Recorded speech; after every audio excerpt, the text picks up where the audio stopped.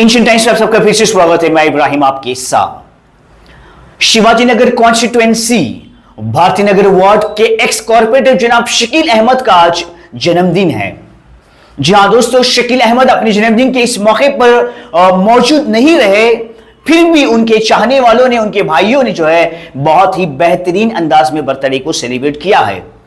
भारती नगर के ward president Subhash और वहां के लीडर्स फैज और मुदस्सिर ने जो है अपनी तमाम टीम के साथ मिलकर यहां से यानी कि शिवाजी नगर से पीनिया के पास एक यतीम खाना है, एक ऑर्फनेज है, वहां जाकर वहां पर यतीम बच्चों के साथ मिलकर जनाब शकील अहमद का बर्थडे को बहुत ही बेहतरीन अंदाज में जो है मनाया है।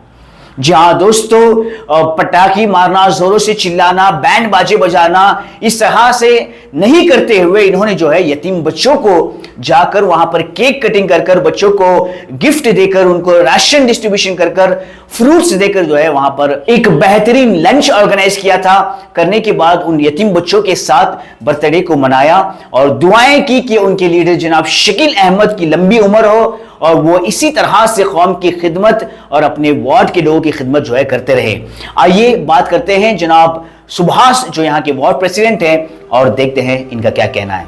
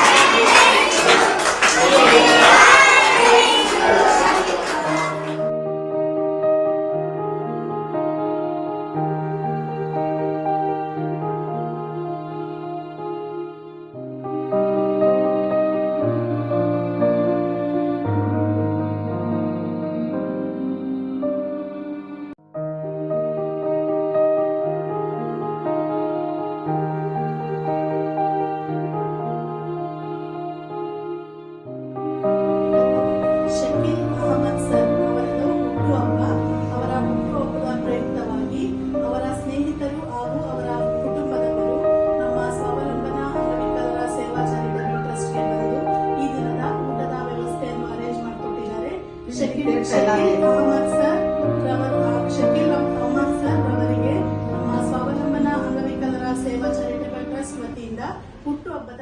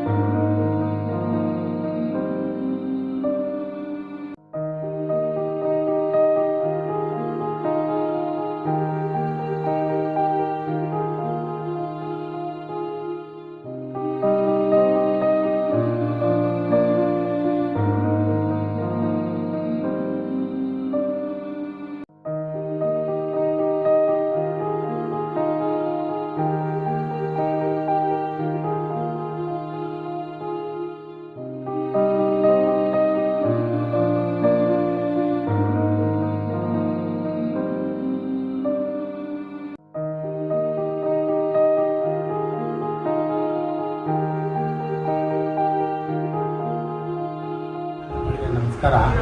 ನಮ್ಮ ಜನಪ್ರಿಯ ನಾಯಕರು, ಬಡವರ ಬಂಧು ಆದ ನಮ್ಮ ಕಾರ್ಪೊರೇಟರ್ ಆದ ಭಾರತೀಯ ಕಾರ್ಪೊರೇಟರ್ ಶಕೀಲ್ ಅಹಮದ್ ಅವ್ರದ್ದು ಇವತ್ತು ಜನ್ಮದಿನ ಅದ.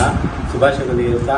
ಅವರು ಬಡವರ ಬಂದಾಗಿ ನಮ್ಮ ಜೊತೆಗೆ ಯಾವಾಗಲೂ ಇರ್ತಾರೆ. ಬಡವರಿಗೋಸ್ಕರ ಅವ್ರು ಹುಟ್ಟಿದವರು. ಅವರು ಎಲ್ಲ ಕಷ್ಟ ಸುಖಕ್ಕೆ ಅವ್ರ ಜೊತೆಲಿದ್ದು ಇದು ಮಾಡ್ತಾರೆ. ಅಂಥವ್ರಿಗೆ ನಾವು ಏನೋ ಒಂದು ಸಣ್ಣ ಪುಟ್ಟ ಒಂದು ಹೆಲ್ಪ್ ಆಗಲಿ ಬಡವರಿಗೆ, ಅವ್ರ ಹೆಸರಿನಲ್ಲಿ ಬಡವರಿಗೆ ಮಕ್ಕಳಿಗೆ ಏನಾದ್ರು ಒಂದು ಇದು ಮಾಡೋಣ ದಿನಾಚರಣೆಯಲ್ಲಿ ಕೇಕ್ ಕಟ್ ಮಾಡಿ ಅನ್ಸೋಣ ಅಂದ್ಬಿಟ್ಟು ನಾವು ಮಕ್ಕಳ ಜೊತೆಗೆ ಅವ್ರ ಪರವಾಗಿ ನಾವು ಹುಟ್ಟಿದಬ್ಬದ ದಿನಾಚರಣೆ ಮಾಡ್ತಾ ಇದ್ದೀವಿ. ಅವ್ರ ಮುಖಾಂತರ ನಮ್ಮ ಕೈನಲ್ಲಿ ಆಗಿದ್ದು ಅವ್ರಿಗೆ ಅನ್ನನೋ ಮತ್ತೆ ರೇಷನ್ ಕಿಟ್ಗಳು ಕೊಟ್ಬಿಟ್ಟು ಅವ್ರಿಗೆ ಆಶೀರ್ವಾದ ಸಿಕ್ಕಿ ಅವ್ರ ಜೊತೆಗೆ ನಾವು ಯಾವಾಗನೂ ಇರ್ತೀವಿ, ನಿಮ್ಮ ಜೊತೆಗೆ ಇರ್ತೀವಿ ಅಂತ ಹೇಳ್ಕೊತೀವಿ. ಇದಕ್ಕೆ ಏರ್ಪಡಿಸಿರುವ ನಮ್ಮ ಫೈಜ್ ಅವರು, ಮುದಸೀರು, ಸಲ್ಮಾನ್, ಯೂನಸ್ ಮತ್ತೆ ಎಲ್ಲರೂ ಇದ್ದು ಮಾಡಿದ್ದಾರೆ. ಅವ್ರಿಗೂ ಧನ್ಯವಾದಗಳು ಹೇಳ್ಕೊಂಡು ಅವ್ರಿಗೂ ದೇವ್ರು ಒಳ್ಳೇದು ಆಶೀರ್ವಾದ ಮಾಡಬೇಕು, ಒಳ್ಳೇದು ಮಾಡಲಿ, ನಾವು ಯಾವಾಗೂ ಅವ್ರ ಜೊತೆಗೆ ಇರ್ತೀವಿ ಅಂತ ಹೇಳ್ಕೊಂಡು ಮಾಡ್ತೀವಿ.